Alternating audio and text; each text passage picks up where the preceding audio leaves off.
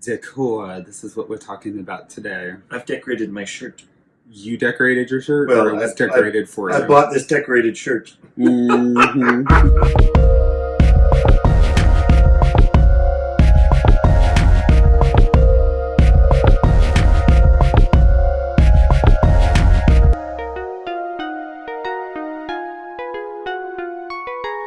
Hi everyone, and welcome to another episode of Relationshit, our weekly after show about our podcast, Relationshit. We are your hosts, the Textiles. I'm Marko. And I'm Tony. We're back, and we're excited to be back. This week's episode was called Our House, where Tony and I talked a little bit about decorating aesthetics in your home, and when you move in with a partner, how to live harmoniously with one another and make sure that each other feels good about what's happening with the decorating in your home. That said, we read from a really cool article from Sassy Townhouse Living. It was Marko's turn to in which the author talked about the 7 ways to decorate your home as a couple and actually enjoy it.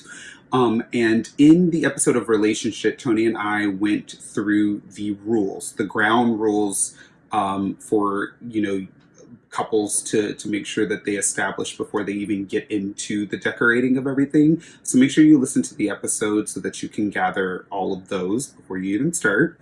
But today we are going to talk about the 7 different ways and what they mean. So the very first one that we are going to talk about is starting with neutral walls. I love this for myself because I'm a very neutral color palette kind of person. I like warm tones and neutral tones for the most part. So I like greens, I like burgundies, I like tans and things like that. What about you? I have no opinion on the color of a wall. But I like our walls. The quote here says, because the walls are the backdrop for every other component of the room, they have to play well with everything. And I think that is a really key point, is you just want to make sure that you have something that starts from almost ground zero to be able to help make everything else pop and make them be the focal point. Number 2 is choose a cohesive color palette. Thank God you did that. Yeah, which is something that it sounds natural to me, but I guess other people don't necessarily have it. I had to think about what it meant. Yeah. So in our apartment, which is right behind us, we kind of I started mainly with the rug, because the rug that I liked had all these beautiful colors of grays and greens and blues and burgundies and browns and tans and things of that nature, or a little bit of orange too. So it made it really easy in terms of furniture and accents and things like that I was able to then play off of that. So I chose that as the color palette essentially, and then went from there, which I think was great. Number 3, follow the 80-20 rule. So, of course, everyone knows the 80-20 rule. The best eclectic decor doesn't just toss together all manner of styles and objects.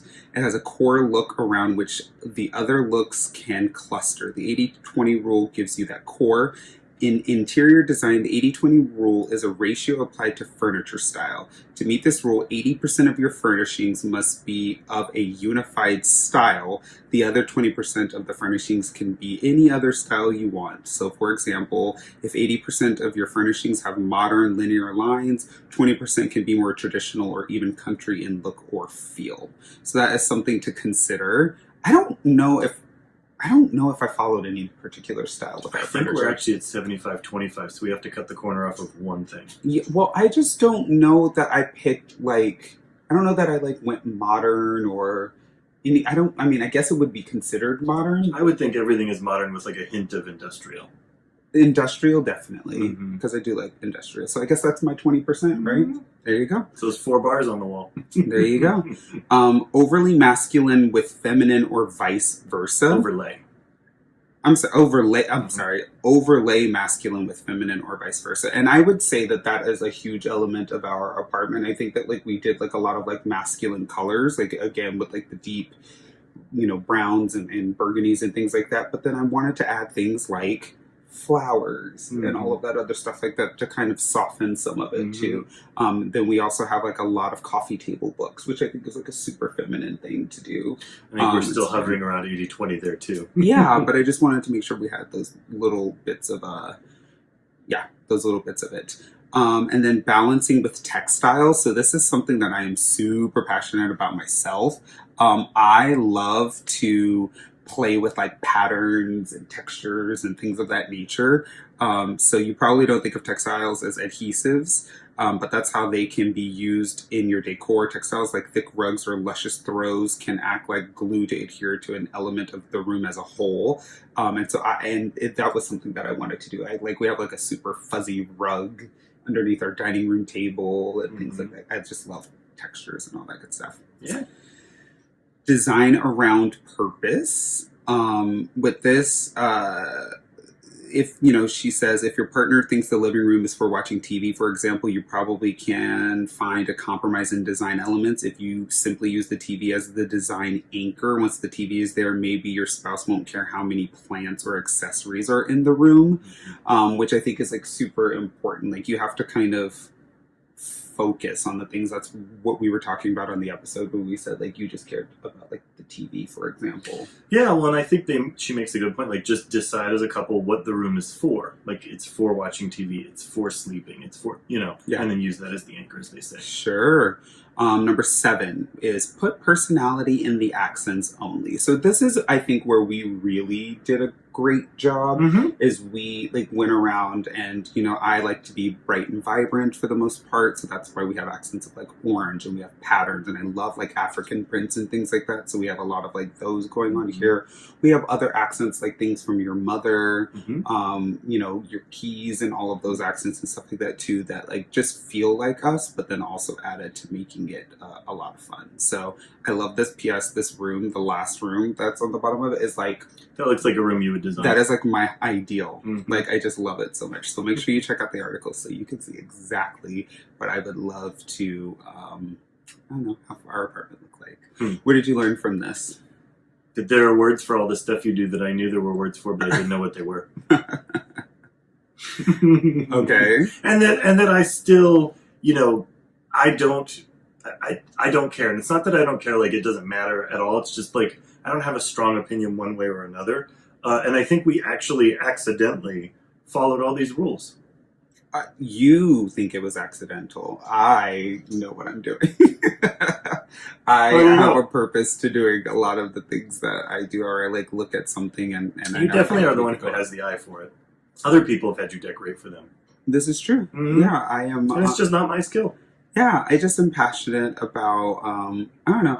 I'm passionate about living spaces, and like we come home and you want to make sure that it looks and feels good. So many's the time you've ordered something and I've said, "What's that for?" Yeah.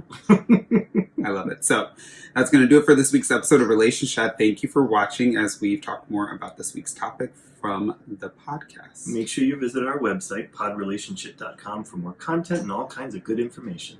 And while you're there, make sure you fill out a listener situation, or you can email us at relationshipquestions@gmail.com. Once a month, we will give you answers to your questions on the podcast and do our best to give you some guidance. If you're not a Patreon member already, go to patreon.com/podrelationshit and start donating today. Your donations will give you early access to the podcast and even give you behind-the-scenes interviews with our weekly guests. Absolutely. And make sure you guys, we have a lot of really great sponsors and people that we're working with. So go to paraso-usa.com for some shave and beard needs. But then make sure you also check out betterhelp.com. That's HELP/Critellis. CRITELLIS, and you can get a discount on your first therapy session. And the paraso-usa.com code is Relationshit20. Correct. Make sure you hop on Twitter, Facebook, and Instagram to continue the conversation. We are at PodRelationshit on all platforms. Have a wonderful rest of your week. We love you all. Love you guys. Bye.